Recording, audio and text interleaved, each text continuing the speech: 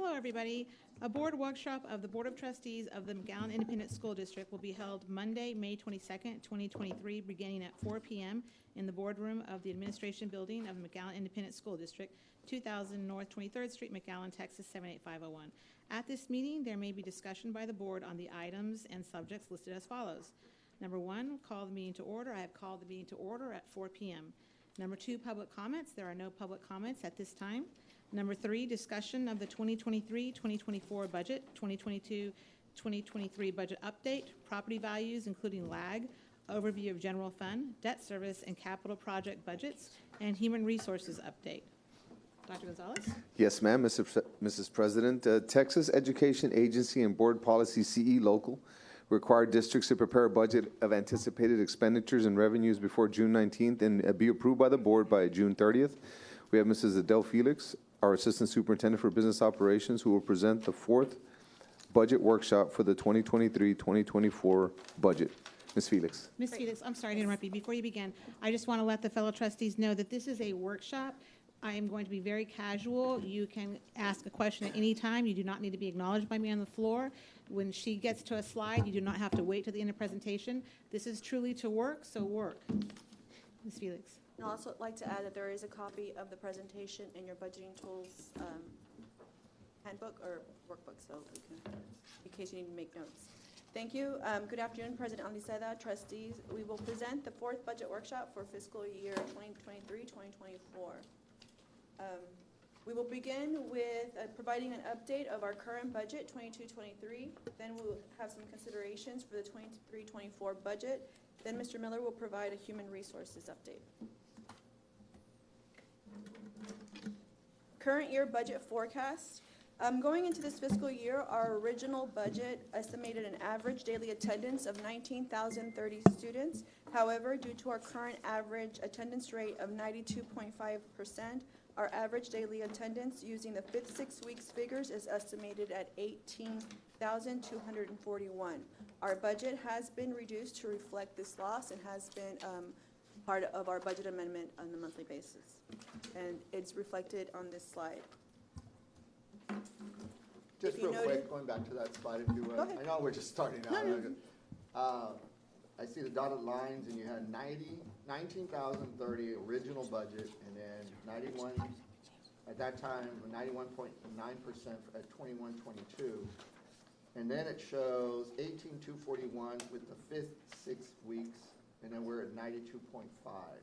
Correct. So what you're saying here is that what we projected or we had hoped for when we started our budget has not materialized. Has not materialized. And so we have a reduction here of income between the 19,030 to 18,241 at the 5th 6 weeks. Correct. And do we have any more? Don't we have a couple of more 6 weeks? We have one more 6 weeks, okay. So we do take that into account. We usually we roll out what we expect the 5th 6 weeks with trends of previous years that we've seen a loss in. We'll account for that to compute our average daily attendance rate. But we use those figures. But we plug in a projected number for the 6 weeks, showing a decline as well, so that it can be a conservative approach. So this is a conservative approach? Yes. Regardless of what the 6 weeks shows out, you're more than likely correct. We took that into account. Pretty much on target. Yes. We took that into account in our calculation. Thank you so much. No problem. So if you see the next slide, we reflect that loss in state funding of $6.3 million. So the way to read the slide is the original budget is what we adopted at the beginning of the the end of last year's fiscal year to start this year. These are the amendments that we have brought to the board for approval throughout the year, and we'll see state funding reduced by 6.3 as a direct relationship to the average daily attendance loss. So we now have a state funding projected number of $39,737,000. I'll focus on the big nuggets, which is also tax collections here. You see that increase of $2.8 million, and that's a result of our declared disaster that we claimed after our budget was adopted. So that actually increased.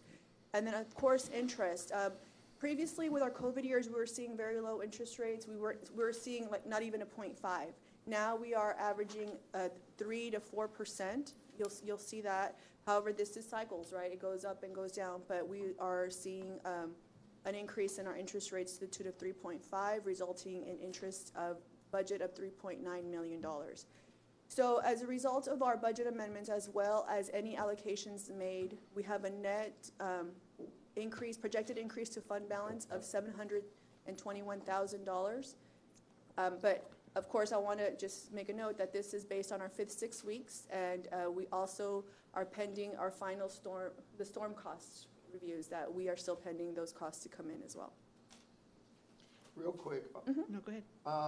that you mentioned again, looking at the interest rates, and it comes circular. Correct. The time you've observed and you have the historical, this is really a significant amount from one year to the next. I mean, I've not seen this great an increase in some. Well, our monthly financial reports, we are averaging an average of maybe $300,000 to $400,000 in interest monthly. So the number that we went into the budget with $396,000, was a result of the COVID years where we were not seeing those. So we went into the year very conservative. But now, as our rates are increasing, we've seen that. So that's actually hit our accounts. And so it's not that we're projecting those interest rates to be at that, that's what we've already earned. Right, and I understand that, but the normal sick leave, would we have seen $3.5 million from one year to the next? Because before that, you're showing 396. And no, we wouldn't have, but we are averaging this year, so we've spoken to our investment advisors as well, and have gotten that they're gonna hold steady for a while. Of course, an event could trigger anything, so I can't speak that it's definite, but it is showing that trend. And if an event were to happen, which would drive interest rates down, of course, we would bring that to the board and show that loss. So as we move forward in your budget, maybe you're gonna get there, and if you are, then stop me. You're not factoring that in, or We are. the As full our 3.5? Our projected budget, because we are averaging $400,000 a month, we are using that. Now, we're not going to the tune of $4 million. We are staying, I believe it's at 3.2, and we will get to that slide. Okay. But we didn't take the full average of $300,000 to $400,000 a month, because we started off slow. Right. And then the months going into the year, we started to see the uptick. Yeah. So now they're holding steady for a while, right? It's just that it's been a while since we've Yes. seen something like that, so Yes. I got a little concerned. Before COVID, we were seeing interest rates at this level.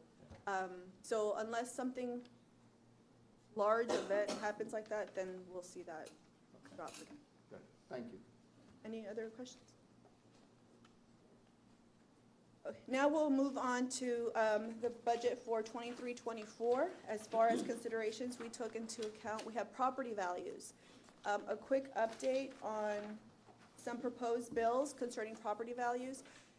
This has changed as of 10 o'clock this morning, so not from Friday. So House Bill 100, as of Friday, was not moving forward. However, they made some amendments, and as of 10 o'clock this morning, they did pass certain items. It's an amended House bill that did go through the Senate Education Committee, and now will be taken to vote for the full Senate. However, this bill does include a voucher program. So that we're still waiting for that to see how that'll affect. Other House committees, substitute for Senate Bill 3 related to property tax relief. We have increases in the homestead exemption from $40,000, which just happened the last session, from 25 to 40. Originally, they were going to increase to $70,000, but now they're proposing $100,000. It reduces the maintenance and operations tier 1 tax rate by 15 cents in addition to our statutory required compression. So what this means, we have been assessed a compression rate based on our property values. We have state compression and we have local compression. So on top of that, we could be subject to an automatic 15-cent reduction. So that's, if it passes, we will see that effect in our tax rates. That 15 cents by what, $100 evaluation? Or? Correct. So where our rate previously was, like if this was just last year's numbers, $1.09 for every $100 valuation, we would be in the 90s, 96. So you'll see our proposed rate, and then if we were hit by local compression as well as this 15 cent, we're going to be well into the 80s. That's 80 cents per $100 $100 valuation. value. When we used to be 3 years ago at $1.16.5 Correct. per $100 evaluation. And that is combined interest and sinking and maintenance and operation, correct? Correct, it combines our rates. Yes. Yeah. Everything in the kitchen sink. It does Maybe affect not us. even the kitchen sink. So, yes. It also reduces the appraisal growth limit from 10% to 5%. So it's all positives for our homeowners, right? It's great news, however, not for the collectors of those tax collections. And as we've shown before in previous workshops, is that we don't get, the effect is that it would be it would be funded by state funding, but the calculation in the back end has never been dollar for dollar. So unless something changes in the state funding computation, we won't see the full effects of this. So, I mean, the idea here, and we've discussed this several times, what we're talking about here is local property tax. Correct. Which normally funds your FMNO side, really. And then you have the state funding, which was what, 60-40 más o menos? Correct. However, our state funding does take into account our tax effort.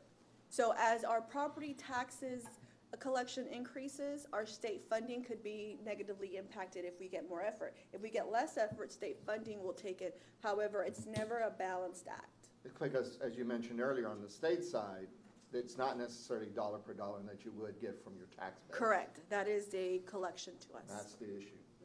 And even if they're delinquent, we'll eventually get to that point, but not at the, Is there any way to do projections on how that would affect us? yes, I think we will get that for you for the next. Well, I can tell you off the bat, I can do a quick math. Each penny is about $914,000. So if you take 15 cents times 914, I believe I did do that math, right? 10? A lot. I know, just, you don't have to do it. Yes, I don't wanna hear the I'll number get right that now. for you, depending on how the results of how it's moving. I can get that for you.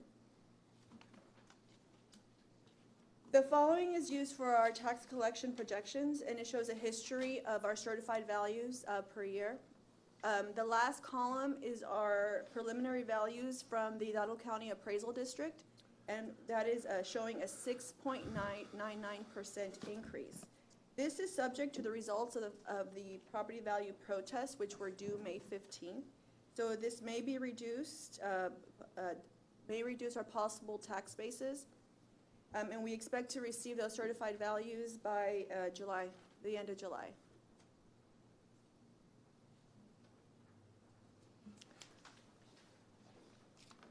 This is required discussion as part of the financial integrity rating system of Texas. Indicator 20 says that we must discuss with the board, have a discussion about property values. Now I'll just read it for what it's, and then we can dissect a little bit. Did the school board members discuss the district's property values and the funding lag at the board meeting within 120 days of the district adopting its budget? Prior to the passing of House Bill 3, the previous year Texas comptroller values were used to calculate the project and projects the following school year's state funding, which creates a lag of 2 years. However, with the passing of House Bill 3, this is no longer the case as we use current values. Now, because the property lag no longer exists, the Texas Education Agency is in the process of removing this indicator, but until that is removed, we must comply, so which is why we are bringing this to the board. But it's no longer the case that we don't have a lag any longer. Our proposed tax rate for tax year 2023. So last year's tax rate, our maintenance and operations, as well as our interest and sinking rate totaled $1.0964. Our proposed tax rate as affected by the compression as well as the reduction of the declared disaster pennies is a total of 1.0011. That is a drop of tax rate of 9.5 pennies. If you notice that the maintenance and operations rate dropped by 8 cents, as well as our interest and sinking dropped by almost a penny. And that is based on our outstanding bonded debt. Oh, do want to mention something about the maintenance and operations rate. This just reflects our state compression. If certified values exceed our 7%, that we may be subject to local compression. So if you notice on the previous slide, we had values of 6.99%. So had that been 7, we would be subject to additional local compression. We're hoping that because of the protest, if it brings it down, then we will be safe, and this is what we plan to go out in our public notice for our tax rate. Oh, I did have it here. 913 per penny, a possible reduction of $13.7 million. But it will be partly offset by state funding. And of course, if Senate Bill 3 passes, we may be subject to an additional 15 cents. That would bring it down to 45. Questions? Now we'll start with the general fund overview. The following is the proposed enrollment and average daily attendance we use to prepare the 23-2024 budget. Based on the fifth 6 weeks, enrollment decreased by 11 students and calculated with a 92% attendance rate. We considered the following in making this assessment. We considered that the Head Start program that we are entering into, a local charter not offering pre-K services, a decrease in the homeschool number of students, and our efforts by our student outreach department. And we believe this is a conservative approach. So our average daily attendance is being computed at 18,181 students.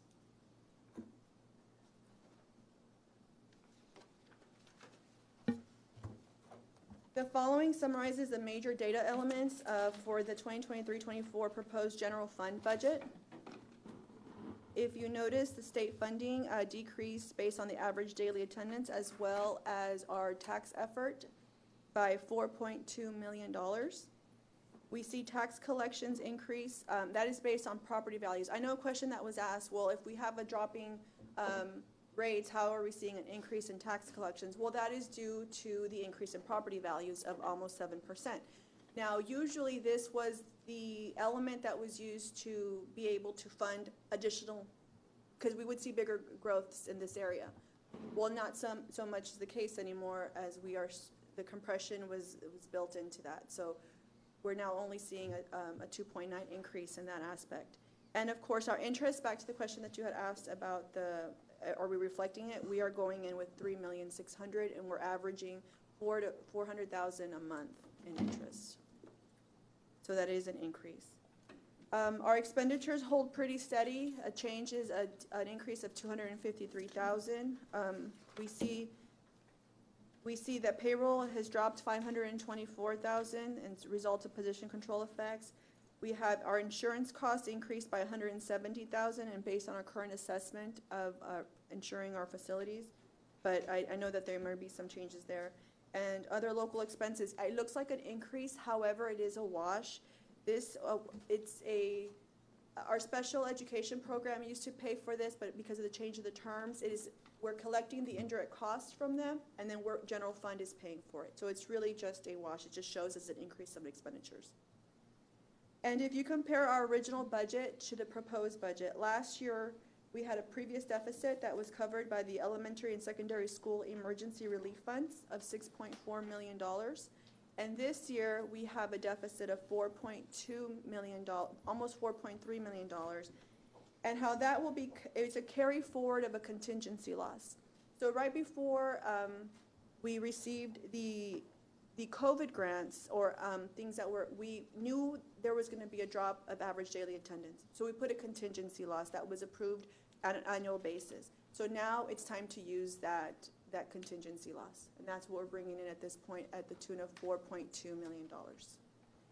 Is that going to, that contingency loss, by using it this year, is there enough for next year if we're in the same situation? No. We had estimated 5, so that's actually wiping out almost. We'll have about 700,000, if anything. Those are our.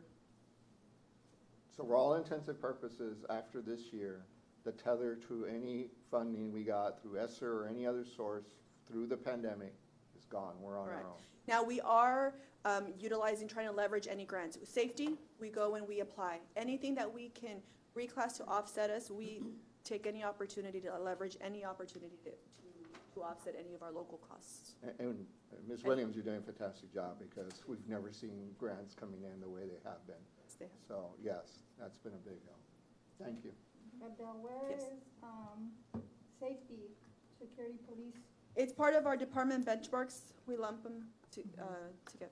I'd like a breakdown, or, Okay. I'd like security separate. Okay. I'd like to see how much we're spending on security. Oh, yes, and the next, thank you, Grace. We will be presenting each department at the next board workshop, but yes, we Okay, can. then that's fine, I don't need any. Okay. Great. So Thanks will for that pointing also to it. include, like, the breakdown of the increase in, like, the athletics, fine arts, and district-wide? Yes, we will go through all departments and we'll start off with the original, and the proposed budget for each department, and we'll be presenting those. Again, Nothing extra for me, just, that'll work. Okay. as to that follow-up to trustee Peña's question, you said it's under the department budget. Is it department, can't be benchmark, is it department-wide utilities or? The department benchmark, and then, see, a lot of so we have department, safety, police department is in there, however, we also have grants. So grants are not part of this, but I think to add to it, we can get the grant values and we can put that together, just That would be helpful. to add Thank you. what grants we've utilized for safety. I'm not trying to add anything to staff, just, it's important, Yeah, no, we have that available, we can get that. Mhm. Thank you. If we look at our budget, what code is that? Is it still under 199 or would it be under a different code? This here is 199. Okay. So our grants are what we call a 2XX, we code our grants, federal, because they're not part of this budget, but we can get that info. Sure. In other words, it's there, it's just, since we're doing it at the function level, we don't dissect normally. So we could see it, and you can get to it readily, so you're not creating anything. No, we're not creating anything, we do have it. Good, thank you. A few more legislative updates related to school finance, not just the property values. No, I know I had mentioned that it's the House Bill 100, but it is an amended version, but some of these aspects have been included. We're live streaming. Is this one live? I thought it was recorded. No, I think it's live streaming. Are we live streaming? Yeah, we're live streaming. So you can put your hands down. Check. You want it on our Facebook page? No, we're live streaming. Let's, hold on, we'll check, sorry to interrupt. We'll check to make sure, but I'm pretty sure we're live streaming. Go ahead, sorry. I'm sure we're live streaming too. Okay, we have House Bill 11. We have an increase, a proposed House Bill. We have a basic allotment increase by $50 from 6160 to 6210. Of that increase, 50% of the year-to-year increase in the basic allotment is to be given to district employee compensation. So that $50, what we've estimate would bring to us, of course, there's calculations, is about $900,000. Half of that would be $450,000 that would need to be distributed.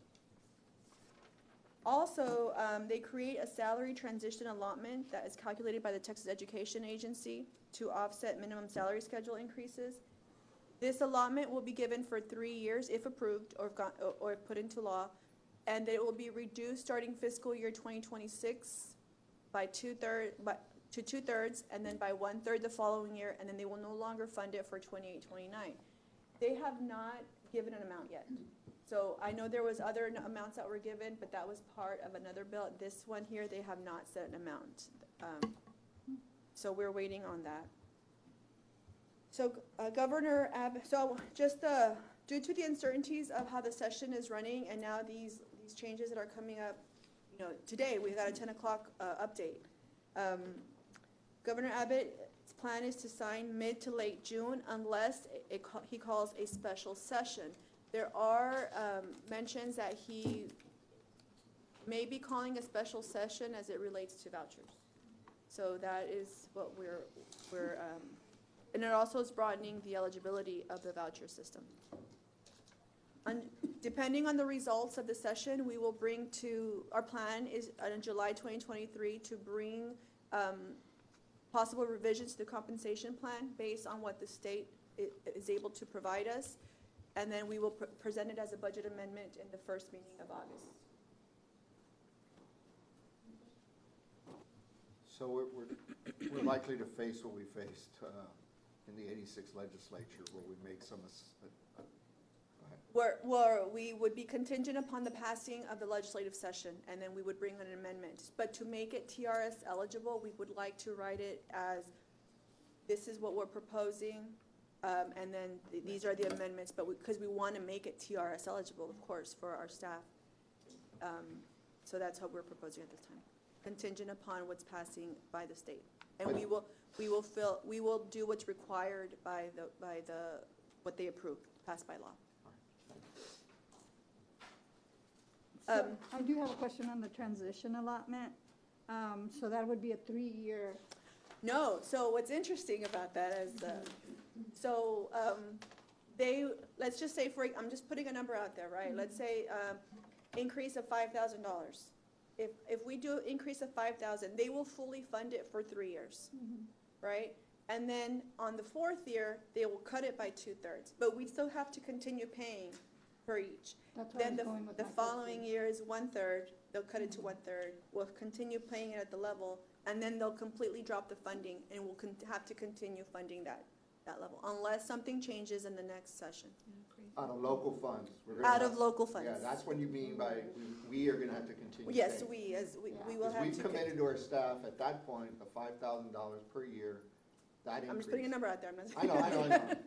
Yes. 5,000 widgets. I'm Yeah. sorry, I didn't mean to No, interrupt. no, Just, that's sorry. exactly, I mean, that's, That's where you were going. yeah, and that's concerning, right? I Yes. mean, There was another option that was a one-time, but then that discussion hasn't moved forward, which it would have been, I think, state funded maybe? sustainable, yes. Yeah, But well, it has not moved that's- forward.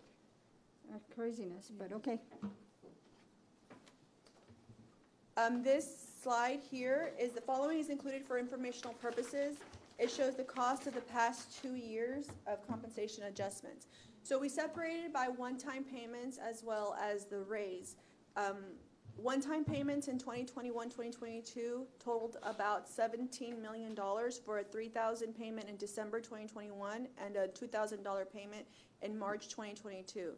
We also provided a $1,410 for our teachers and librarians and 2.5% for all other staff, for a total of $5,121,000. In fiscal year 22-23, we provided a stipend, a one-time payment of $1,500 in December 2022 for a total of $4.8 million, and a recurring raise of $1,700 for teachers, librarians, administrative education, administrative management, and 3% for others, including our auxiliary, for $5.3 million. So in the past 2 years, just looking at those first 2 columns, any adjustments made to compensation has been a total of $32.6 million.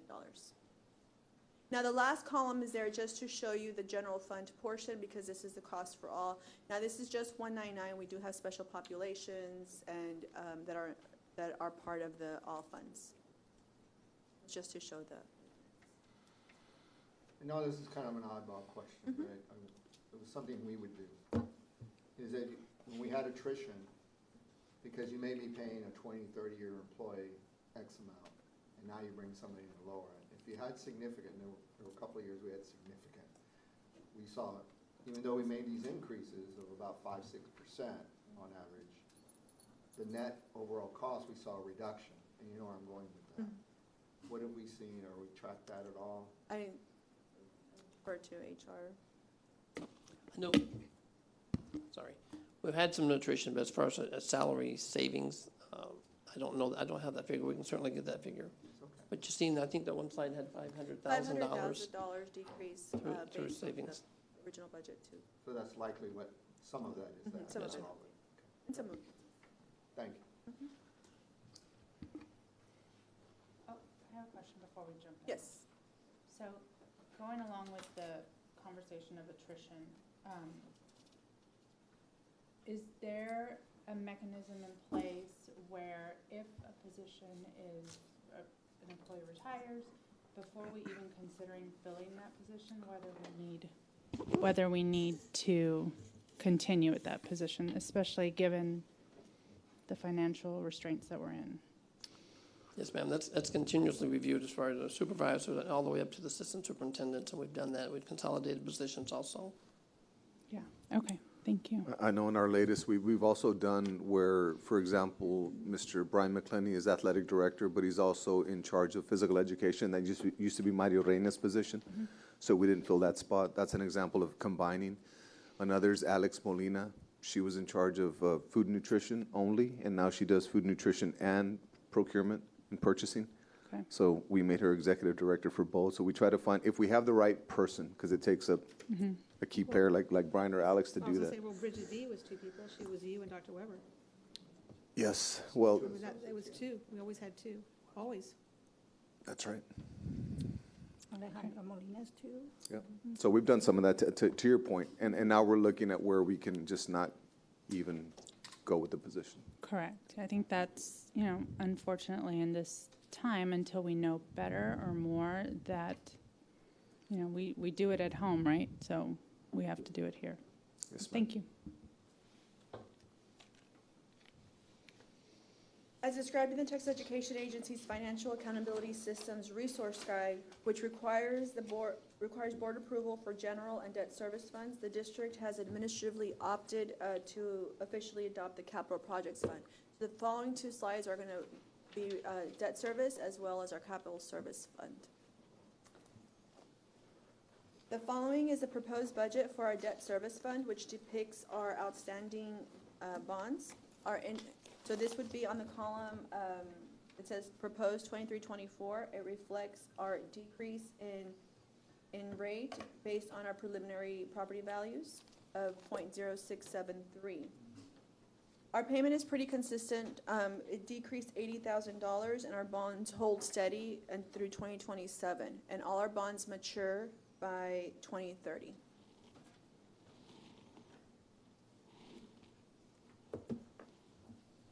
Capital project funds. These schedules reflect the ongoing capital projects projected ending and the carry forward projects going into the next fiscal year. So we have 4 funds, 4 capital project funds. The Fund 619 is our McAllen Independent School District Maintenance Tax Note. That has been we have some in the press box, but that is projected to be completed because it's been encumbered for the project, so nothing going into the next year. As far as our maintenance tax note fund 620, we have our drainage going into next year of 122. This year just carry forwards from our ongoing projects. Our intercom replacements of 247,000 and our paving of 859,000, and our restrooms of 13,000 upgrades. The biggest item here is going to be our Fund 697 for the University of Texas Rio Grande Valley Collegiate Academy, and that's to a tune of $11 million, which we are collecting from the university. For a total carry forward of capital projects funds of $12,242,331. With most of it being the collegiate academy. Correct. So that means for all intents and purposes, everything that's been in play for the last 3 to 5 years will be done. Is moving. A 23-24 budget timeline. We're scheduled to have a 5th budget workshop on June 5th. The plan there is to bring in our department budgets, present our annual budget book, and bring our human resource salary schedules to that meeting. We will be presenting requesting approval and adoption of our budget for 23-24 at the June 12th board meeting. And that concludes my portion, and we move on to human resources. Before we go to human resources, Madam Chair. No, it's a workshop. I have a question. On all the capital projects that we have, I know going back to prior workshops that the prior board had, there were, cafeterias, and there's other projects I know are coming from different funds. But is there an Excel sheet that shows as far as capital projects, the initial amount that was budgeted, any change orders, where we are, timeline, who the contractor is, like a 1 page for everything, or? No, well, because it's multiple sources. Most of it is coming from our, I always forget. Sorry. from our elementary and secondary school emergency relief funds. So that one, we do have a schedule, maybe not all of those. I'm trying. I know. You did great. We're- Yeah, we're not using acronyms anymore, I so. appreciate that. really hard. Yeah. My board brain has been like deleted and reset, so I like need a refresher. Yes. But So maybe not to that detail. We do have the ongoing and carry forward. Now, can we prepare that? Yes. we can well, prepare it. especially for like big ones like the press box, Yes. obviously, that's the one that the community has the most interest in because I Yes. think it's the most visible when you drive down the street. So I think it's important that we know, well, we started here, this is where we're at, this is the contribution from the city. I do have that if you want me to. Yeah, I just think it would be good to have, I think there's another report coming up tonight, I think in the facilities report. I think that in general, it's just good to know, instead of a bunch of pictures that show like, these are the 3 schools, these were the budgets that were approved, this is where we're at, these were any approved change orders, and the new expected budget. So just for press box purposes, but yes, we can do it for the large For ones. any, So capital for improvements. press box, we have construction of 4.4. Our, we have MITV, I don't know. Thank you. McAllen Instructional. Our TV group. We have equipment of 753,000 for a total project of 5.2 million here. However, the contribution from the city of McAllen is 1 million. So what Okay. we've received so far from the city of McAllen is 798,000, and we have invoiced them 201,000. Now, as far, I don't have change orders but this is the approved budget for this project alone. We have the 2020 expenditures, the 2022 expenditures, as well as the current 2023, and it's fully encumbered as the project is ongoing. okay. And Thank do we you. anticipate, Ruben, do we anticipate any major changes to that? When I say major, you know what I mean. I hope he's. Good afternoon, everyone. At this point, no, we Good don't. job. That's the best answer we could hear. Thank you, sir. And on the ag farm, since you're standing there, are we done with everything at the ag farm? Yes, ma'am, we are currently done. And Mr. Lagarza, to answer one of your questions, in the past 7 years, there have been 0 change orders on any construction project great. for McAllen ISD. That's We only had one, and that one is one that was needed to happen in order to have on record, but there have been 0 change orders to any contract amount. And the reason for that is the contract includes a contingency already. built That's in. correct. And the way, when you took it over, unfortunately, there were times it was a misunderstanding and contingency was released. And contingency is to avoid that, but that means if you don't need it, then We don't that use comes it. back. come back to And us. how often does that money not actually get spent, the contingency? Pretty often. Pretty often, right? So you don't even use. We the report it on every final payment application to the board. contingency. Yep. Thank you. Thank you.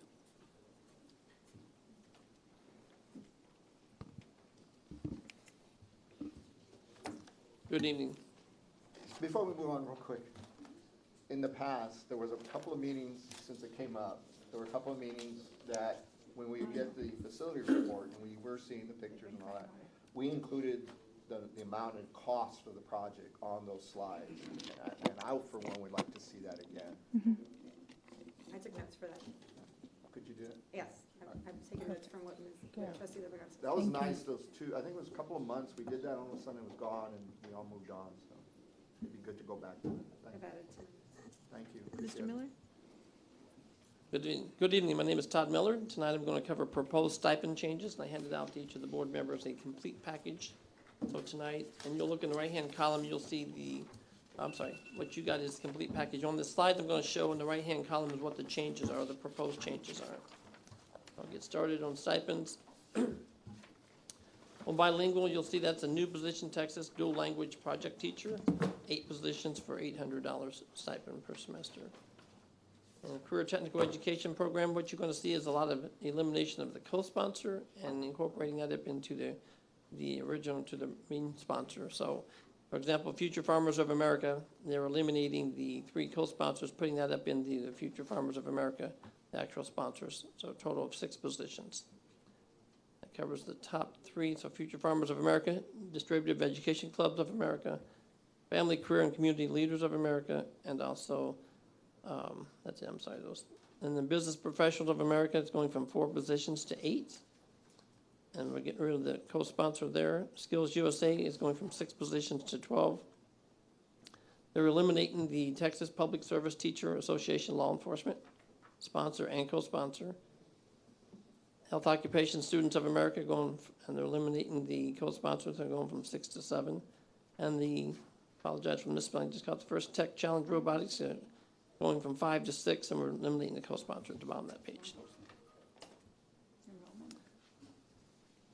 Moving on, we're having the Tejano program. It is a new position, and that's going to be a $5,000 stipend. Wait a minute, where you at? I lost you. Sorry, it's the second page, Gotcha. under Fine Arts. Okay, go.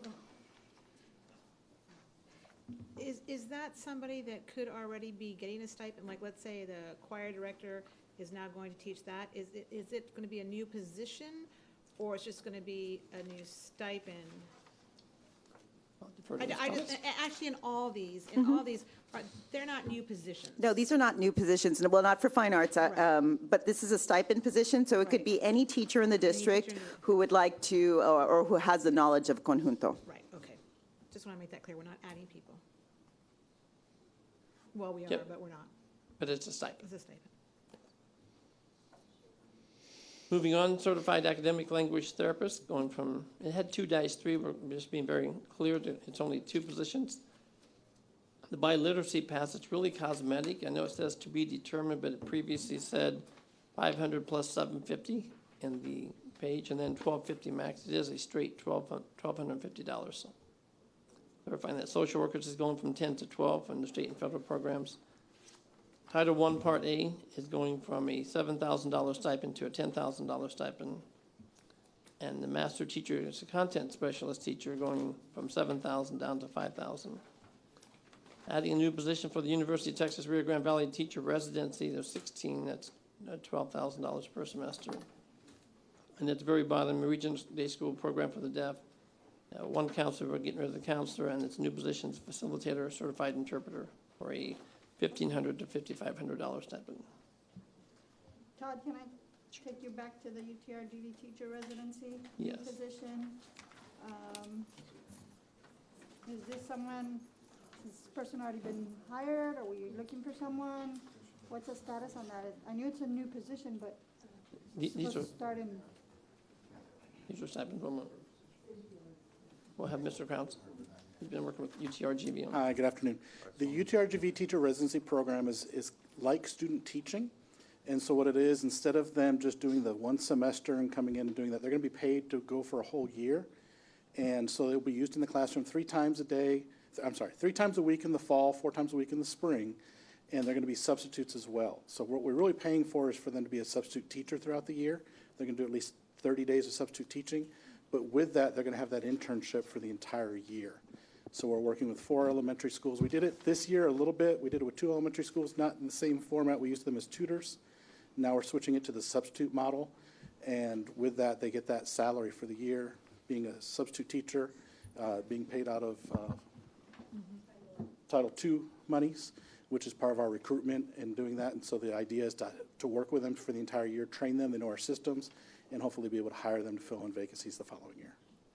So Thanks, it's Dan. 16 of them at 12,000 each? Correct. Thank No. you. It's not local funds. Yeah, it's not really fun. Are we gonna be talking about substitute rate? Yeah. Is there gonna? Yes, sir.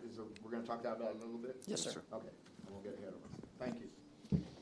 If I can go back a little bit to the career technology programs, that's the one that stuck out to me because there's a lot of deleted positions. What is the impact of deleting those positions on our students? Does that mean that there's less involvement or less need for them, or what's the impact on the students? Good afternoon. We are not adding, we're just moving. We're doing away with co-sponsors and moving them into sponsorship. Because what we found was that we were having a difficult time being able to attract co-sponsors into those positions. And so we met with the teachers, and they suggested we do this. So if we moved it to all be sponsor positions, there was a better opportunity or better chance for us to be able to recruit the right assistants for them. Because as you all, last week, you saw the number of students, our participation in CTSOs has increased, which is a great thing for our students and our community. But we do need more assistance so that when they travel, especially when it's out of town, they have that additional person or the additional sponsor to help them with a chaperone, with the paperwork, and so on. Okay, so yeah, that was my main concern, is just that it's not negatively impacting. We're not reducing the number of positions. It's just. Correct. Okay. If I may add, if you notice, it removes a 3, but it adds a 3 to the first column. So now we're Okay. going from 3 to 6. Okay, thank you. I think some of them also there was a bigger increase in some of them.